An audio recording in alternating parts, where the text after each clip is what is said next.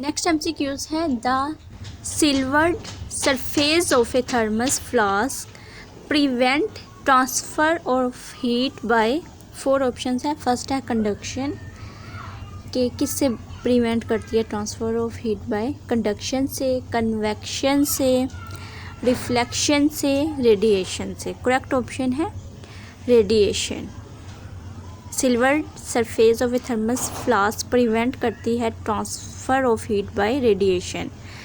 Next MCQs है the advantage of AC over DC is.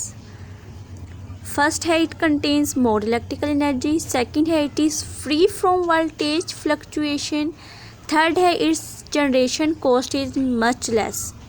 Correct option है it can be transmitted to long distance with minimum power. ये advantage है AC over DC is.